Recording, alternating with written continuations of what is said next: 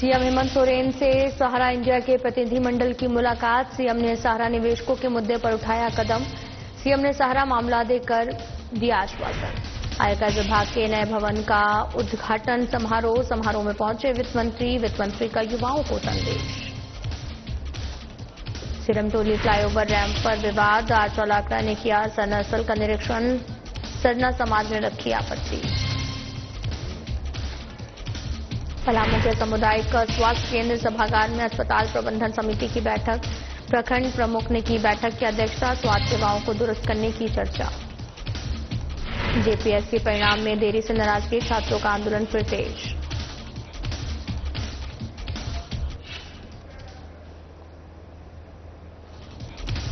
CM Hemant Soren से सहारा India के प्रतिनिधिमंडल की मुलाकात। सीएम ने सहारा निवेशकों के मुद्दे पर उठाए कदम। सीएम ने मामले पर दिया आश्वासन। आयकर विभाग के नए भवन का उद्घाटन समारोह में पहुंचे वित्त मंत्री का युवाओं को संदेश। सिरमटोली फ्लाईओवर रैंप पर विवाद, आरचौ लाकड़ा ने किया सरना स्थल का निरीक्षण। सरना समाज ने रखी आपत्ति।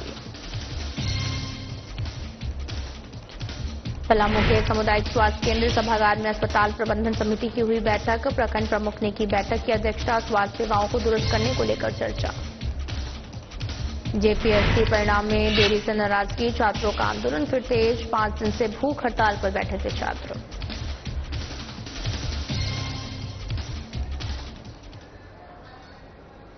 नमस्कार, मैं हूं आपके साथ अंकिता पाल। बुलेटिन की शुरुआत करते हैं। मुख्यमंत्री हेमंत सोरेन से आज मुख्यमंत्री आवासीय कार्यालय में विश्व भारती जनसेवा संस्थान के प्रतिनिधिमंडल ने मुलाकात की है। प्रतिनिधिमंडल ने सहारा इंडिया निवेशकों का पैसा वापस दिलाने, जांच आयोग के गठन, राज्य सरकार द्वारा सुप्रीम कोर्ट में हस्तक्षेप याचिका दायर करने की मांग की। मुख्यमंत्री ने प्रतिनिधिमंडल को आश्वासन दिया कि राज्य सरकार इस मामले में विधि सम्मत आवश्यक कदम उठाएगी। और प्रतिनिधिमंडल में राष्ट्रीय सचिव नागेंद्र कुमार, संयुक्त सचिव अशोक कुमार और उप सचिव प्रवीण कुमार श्रीवास्तव और इंजीनियर सुचिता कच्छप शामिल थे। बैठक सौहार्दपूर्ण माहौल में संपन्न हुई।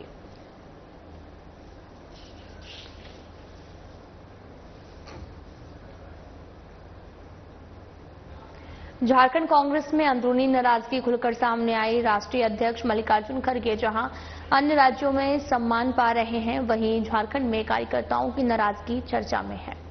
राजधानी रांची स्थित प्रदेश कांग्रेस कार्यालय में खड़गे की तस्वीर कचरे के पास पाई गई, जिससे नाराजगी के संकेत मिले। हालांकि कांग्रेस प्रवक्ता ने इसे महज संयोग बताते हुए कहा कि फोटो गलती से गिर गई होगी। कैमरे के सामने नेता मिठास घोलते नजर आए, पर अंदर खाने असंतोष गहराता दिख रहा है। पार्टी नेतृत्व पर विश्वास के बावजूद कार्यकर्ताओं में बेचैनी स्पष्ट झलक रही है।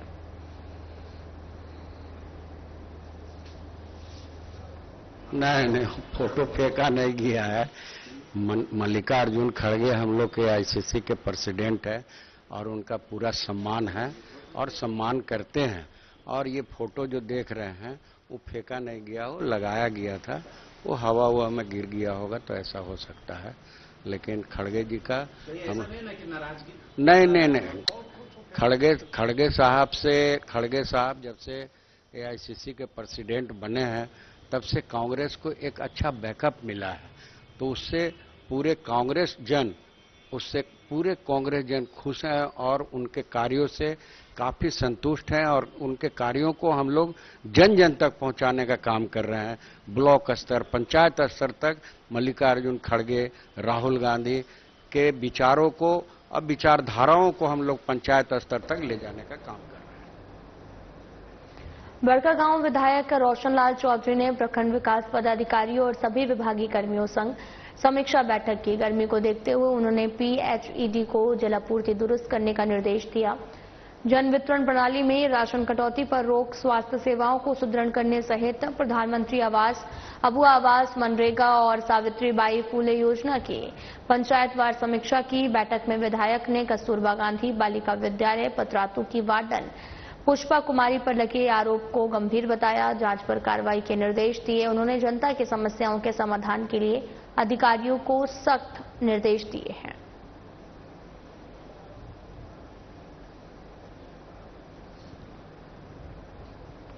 झारखंड जेपीएससी हमेशा विवादों में रहा है। एक बार फिर से जेपीएससी को लेकर विवाद गहराता जा रहा। बीते 11 महीने से 11वीं जेपीएससी का रिजल्ट प्रकाशित नहीं किया गया, जिसे लेकर अभ्यर्थियों में काफी रोष है। अभ्यर्थियों ने भी पिछले 6 दिनों से आमरण अनशन का आंदोलन छेड़ दिया है।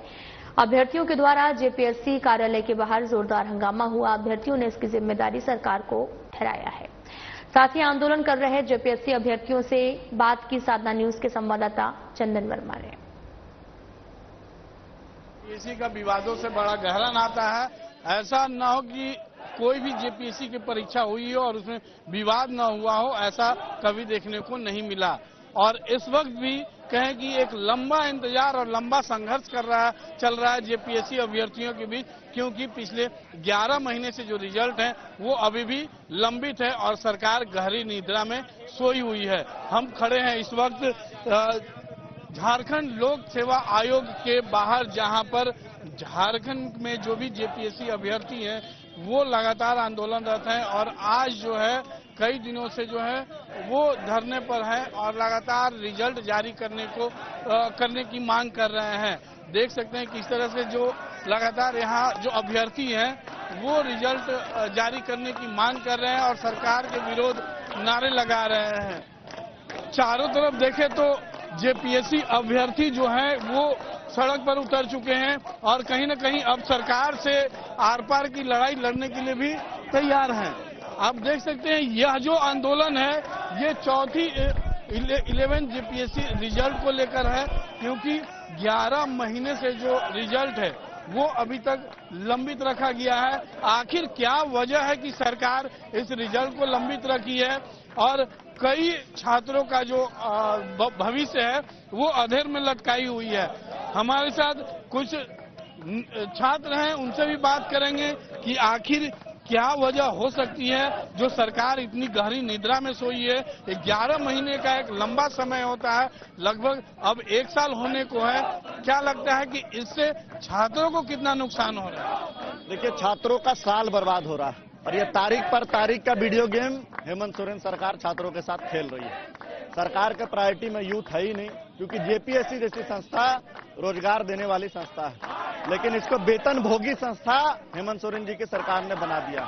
केवल यहाँ के आयोग के पदाधिकारी अधिकारी केवल वेतन ले रहे हैं 31 तारीख को, इतना ही काम कर रहे हैं, जबकि आयोग का मूल मकसद छात्रों को रोजगार देना और छात्रों को रोजगार न देकर बाद बाकी सारा काम आयोग कर रहा है, लेकिन छात्रों को रोजगार नहीं दे रहा है। छात्र परीक्षा लिखे हैं, 11 महीना बीत जाने को है, लेकिन परीक्षा फल प्रकाशित नहीं हो पा रहा है। परीक्षा फल किस प्रकार से प्रकाशित हो, इसके लिए रांची की सड़कों पर पूरे प्रदेश के छात्र आज जुटे हैं और जेपीएससी कार्यालय के बाहर आंदोलन कर रहे हैं। और कार्यालय के बाहर हमारा डिमांड एक ही है कि हम परीक्षा लिखे हैं तो हम भीख नहीं मांग रहे हैं, सरकार से अपना अधिकार मांग रहे हैं कि परीक्षा का फल आपको देना पड़ेगा। माननीय मुख्यमंत्री, ये सरकार के लोग बेसुध पड़े हुए हैं, सरकार के लोगों की कोई चिंता नहीं है। 5 दिन से यहाँ भूख हड़ताल चल रहा था, पर सरकार के ना कोई पदाधिकारी, ना ही कोई मेडिकल ऑफिसर, ना ही कोई मजिस्ट्रेट यहाँ नियुक्त है।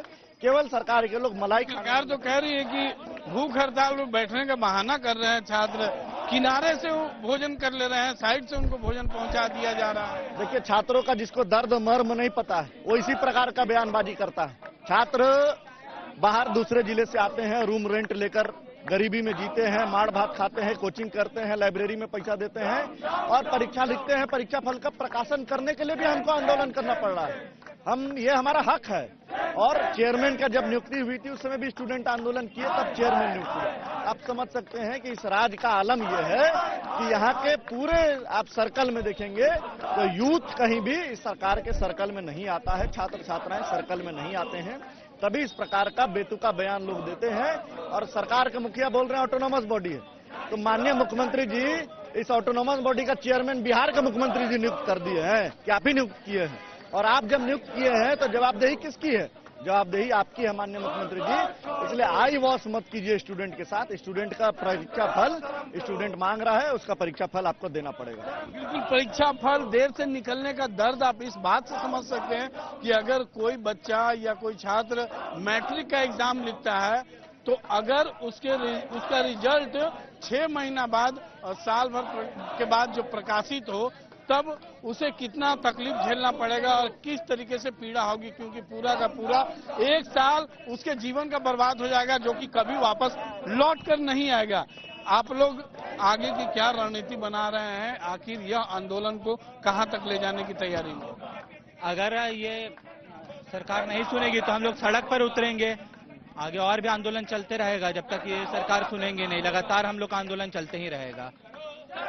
लगातार आंदोलन चलने की बात कर रहे हैं और देखा भी जा रहा है कि आंदोलन रुक नहीं रहा है, कि जिस तरीके से जेपीएससी गेट के बाहर आप देख रहे हैं कि जो अभ्यर्थियों का जो जमावड़ा है, जो लगातार पिछले 4-5-6 दिनों से जो भूख हड़ताल पर डटे हुए हैं, कहीं ना कहीं एक आक्रोश देखने को मिल रहा है और अपने अधिकार की मांग के लिए लगातार जो है नारेबाजी कर रहे हैं। प्रशांत जी, ये आंदोलन जो है आखिर क्या लगता है, सरकार को झुकने को मजबूर करेगी या फिर आप लोग कमजोर पड़ेंगे? सरकार से पहले दिन से हम लोग टकरा रहे हैं। जीएसएससी सीजीएल की परीक्षा में जिस प्रकार से भ्रष्टाचार हुआ था, उस दिन भी हम लोगों ने कहा था कि आपको जांच करना पड़ेगा और आज जांच हो रहा है। हमने चेयरमैन की नियुक्ति के लिए भी हम लोगों ने आंदोलन किया और हम चेयरमैन लेकर रहे हैं। तो परीक्षा फल के लिए भी हम सरकार से टकराएंगे और परीक्षा फल लेकर रहेंगे इस राज्य सरकार से। इसलिए सरकार अगर इस भ्रम में है कि स्टूडेंट को बरगला देगी, तो सरकार ये भ्रम तोड़ दे।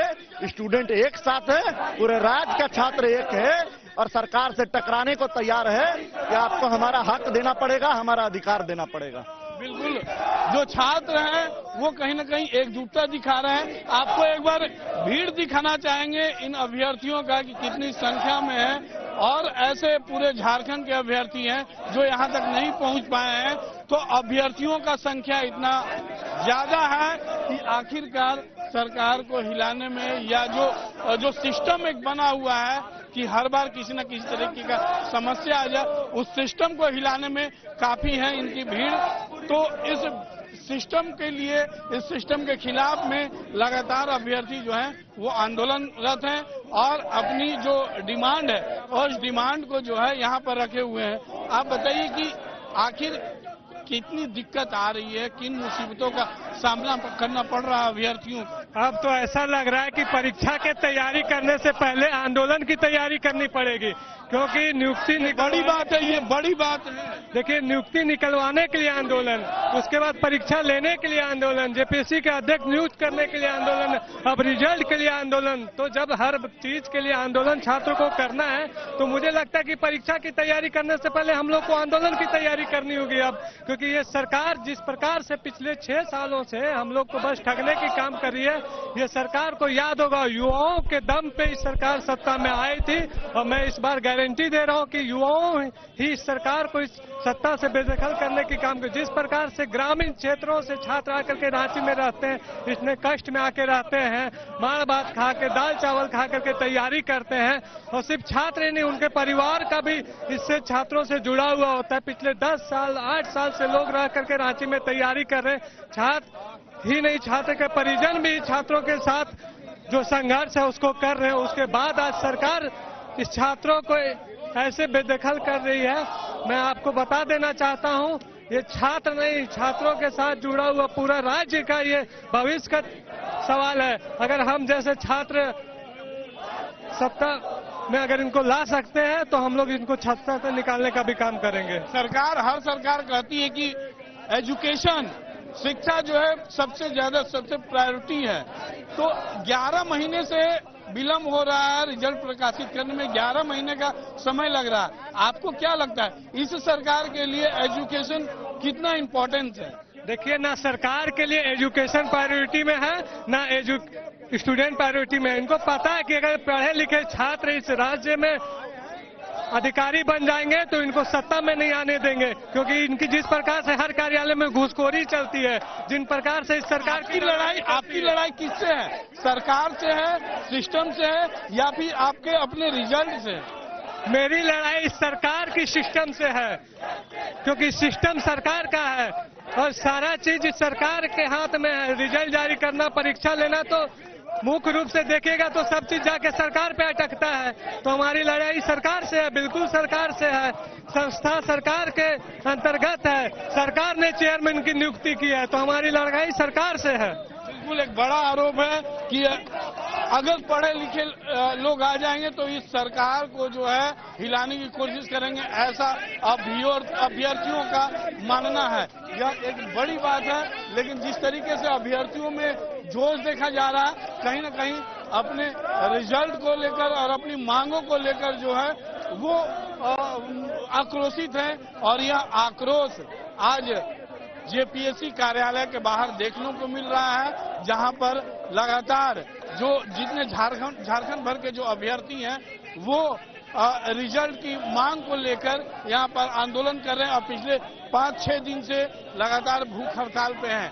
तो यह आंदोलन जो है साफ तौर पर कहना है कि यह आंदोलन लगातार जारी रहेगा जब तक सरकार हमारे रिजल्ट को प्रकाशित नहीं कर दी।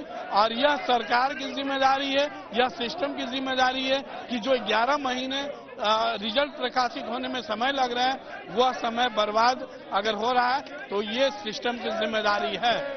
अब देखना होगा कि इस आंदोलन के बाद सरकार और सिस्टम कब इनके रिजल्ट को प्रकाशित कर पाती है। सहयोगी सुनियान के साथ चंदन वर्मा, साधना न्यूज, रांची। चास नगर निगम क्षेत्र में ट्रैफिक व्यवस्था पूरी तरीके से बिगड़ चुकी है। सड़क किनारे वाहनों की अवैध पार्किंग और अनियोजित कटों के कारण जाम और दुर्घटनाएं आम हो गई हैं। व्यवसायियों ने भी इसके लिए पुलिस प्रशासन और चैम्बर को जिम्मेदार ठहराया। समाजसेवी गोपाल मुरारका ने कहा कि मॉल तो बन रहे हैं लेकिन पार्किंग की व्यवस्था नहीं है। बोकारो एसपी मनोज स्वर्ग्यारी ने बताया कि ट्रैफिक पुलिस लगातार कार्रवाई कर रही है। गलत कट बंद होने की वजह से पार्किंग के लिए स्थान चिन्हित करने पर प्रशासन के साथ मिलकर काम किया जा रहा है। ब्रिज से लेकर के पंचायत भवन तक जो बीच में डिवाइडर बनाया गया है उसमें जगह जगह कट बनाया गया है जबकि इतना कट होना नहीं चाहिए, क्योंकि वो कट होने के चलते जो है जाम की स्थिति बनती है। जहाँ भी कट है उसके बगल में जो है आदमी गाड़ी खड़ा कर देता है कट के ठीक बगल में, और कोई भी बड़ी गाड़ी या कोई भी होता घुमाने में उसको बहुत दिक्कत आती है। और जितने भी बड़े बड़े यहाँ पे मॉल बन रहे हैं उन्होंने कहीं भी जो है अपनी पार्किंग व्यवस्था नहीं रखी हुई है, जबकि अंडरग्राउंड पार्किंग की उसमें व्यवस्था बननी चाहिए। इसकी जिम्मेवारी जो है देखने की नगर निगम की है, और नगर निगम जो है इसको देखता नहीं है, और जिसके चलते जो है हर मॉल के पास में जो है 100-150 मोटरसाइकिल बराबर खड़ी रहती है, जिसके चलते जो है जाम की व्यवस्था बनी है, जाम की स्थिति बनी रहती है। 4 लेन बन गया, लेकिन क्या कहते हैं नगर निगम बार बार बोलता है कि हम इसकी व्यवस्था करेंगे, ट्रांसपोर्ट नगर बसाएंगे, लेकिन उन्होंने अभी तक आज तक ट्रांसपोर्ट नगर बनाने के दिशा में जो है पहल नहीं की है। जाम के कारण तो व्यापार खत्म होने के कगार पे है। न प्रशासन ध्यान देती है, न चैम्बर के लोग ध्यान देते हैं। गरगा ब्रिज पार करते ही गाड़ियों का अंबार लगा रहता है, बीच रोड में गाड़ी लगी रहती है गरगा ब्रिज के पास, लेकिन तब भी प्रशासन लोकदर्शक बना हुआ रहता है। पूरे चास का 4 लेन सड़क तो बन गई, लेकिन गाड़ियों का कोई ये नहीं है। गाड़ी जहां तहां खड़ा रहता है, इस पे ट्रैफिक डीएसपी, ट्रैफिक पुलिस का कोई ध्यान नहीं है, इसलिए चास में व्यापार ही खत्म हो रहा है। सड़क दुर्घटना बेसिकली जो नॉर्मली जो बाइक चालक है जो हेलमेट नहीं पहनता है, ट्रिपल राइडिंग करता है, उसके साथ साथ कुछ अनऑथराइज्ड कट लोगों के द्वारा किया गया था। हम लोगों ने कोशिश किया है कि डीएसपी ट्रैफिक की निर्देशन मतलब उनकी उसमें सुपरविजन में जो अनऑथराइज्ड कट है एनएचएआई से मिलके ये उसको बंद किया जाए, और जो ट्रिपल राइडिंग है उसके ऊपर मैक्सिमम कार्रवाई हो। बहुत सारे मैन पावर कमी के होने की वजह से हम लोग ज़्यादा कंप्लायंस या फिर ज़्यादा हम लोग प्रोसिक्यूशन नहीं कर पाए थे, लेकिन ट्रैफिक में थोड़ा सा मैन पावर बढ़ा के उसको कम से कम अभी जो 1 शिफ्ट में काम करे उसको कम से कम 2 शिफ्ट में हम लोग बढ़ाने का उस पर निर्णय लिया है, और आने वाले टाइम पे उसका रिजल्ट दिखेगा। एक कॉम्प्रिहेंसिव प्लान हम लोग को सिविल एडमिनिस्ट्रेशन के साथ बनवाना पड़ेगा, क्योंकि जब हम लोग फाइन काटते हैं, उनको हटाने जाते हैं, तो उनका एक ही कंसर्न होता है कि हम लोग करें तो रखेंगे कहाँ, कि पार्किंग का व्यवस्था कहाँ करें। तो एक हम लोगों ने मीटिंग भी रखा है सिविल एडमिनिस्ट्रेशन के साथ में इस बेसिस पे, तो हो सकता है हम लोग आने वाले टाइम पे अगर पार्किंग स्थान निर्धारित किया जाता है, इन्फोर्समेंट को थोड़ा सा हटाया जा सकता है, तो जो ट्रैफिक का प्रॉब्लम हो रहा है। भारतीय क्रिकेट के चमकते सितारे विराट कोहली के अंतर्राष्ट्रीय क्रिकेट से संन्यास की खबर ने देश भर के प्रशंसकों को भावुक कर दिया है। हजारीबाग के 10 साल के शिवांश यादव, जो कि कोहली को अपना आदर्श मानता है, इस खबर से टूट गया है। विराट की तस्वीरों से सजे कमरे में बैठा शिवांश जब टीवी पर संन्यास की खबर देखता है तो खुद को रोक नहीं पाता, फूट फूट कर रोने लगता है। कोहली के संन्यास ने उसके जैसे करोड़ों दिलों को छू लिया है।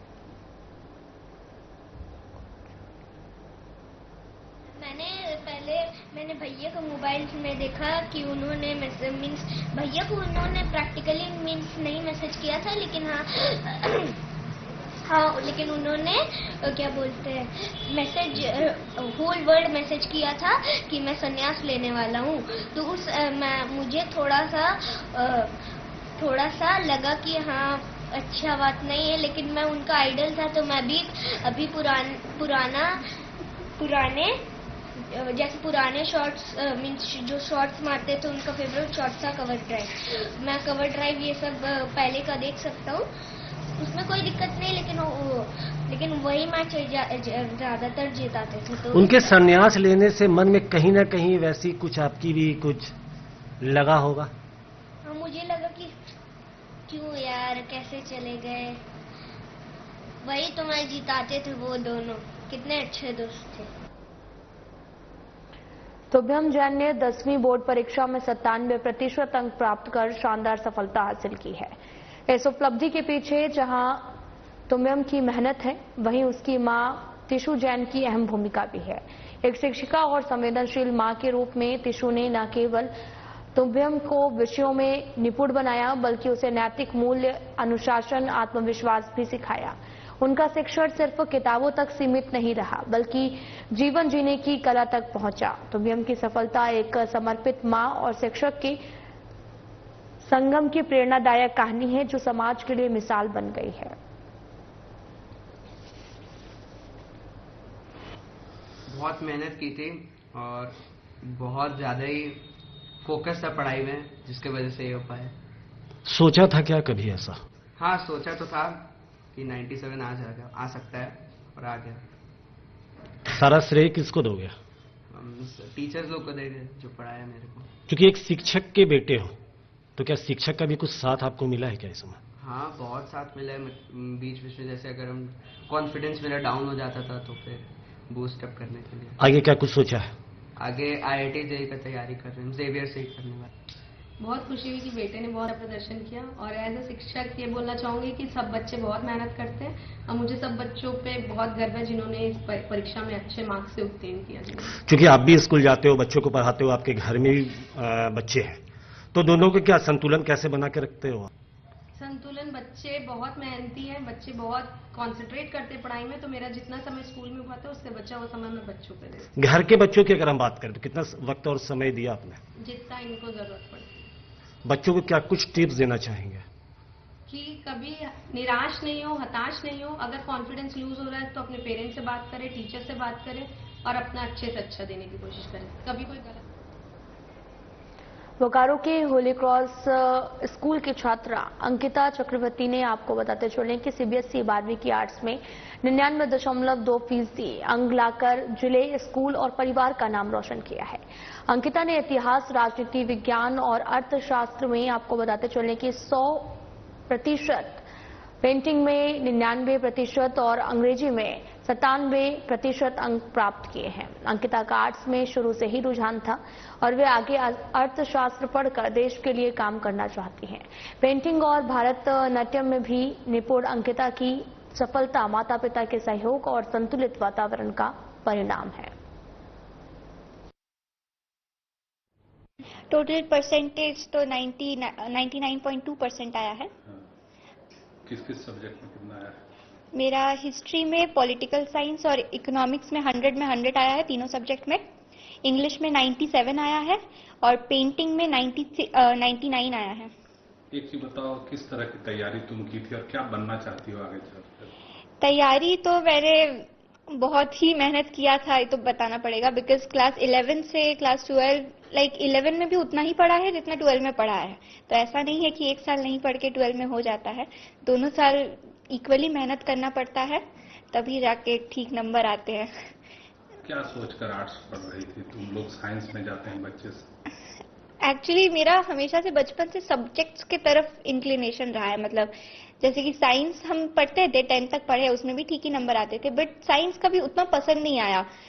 आर्ट्स में हमेशा हमको ज्यादा दिलचस्पी थी, क्योंकि आसपास के न्यूज वगैरह, फैक्ट्स वगैरह जब रिलेट करके हमको ज्यादा आर्ट्स का फील्ड में रिलेशन दिखता था अपने आसपास। इकोनॉमिक्स जैसे मेरा फेवरेट सब्जेक्ट हो गया, इकोनॉमिक्स के जितने भी लॉज वगैरह है हमको उसमें ज्यादा मजा आता है पढ़ने में एज कम्पेयर टू साइंस।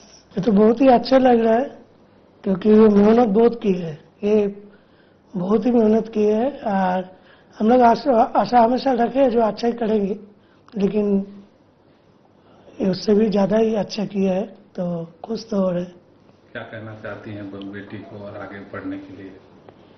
वो जैसा अपना सब्जेक्ट चॉइस करे किए है, जिस तरह से पढ़े उसी में वो आगे बढ़ेगी, अच्छा जरूर करेगी, ये मेरा उम्मीद है। तो बहुत ही खुशी का बात है, बचपन से ही वो पढ़ाई लिखाई में तेज ही है, तो हम लोग तो सोचे ही थे कुछ अच्छा करेगी, लेकिन हम आशा से भी बहुत बढ़कर किया उसने।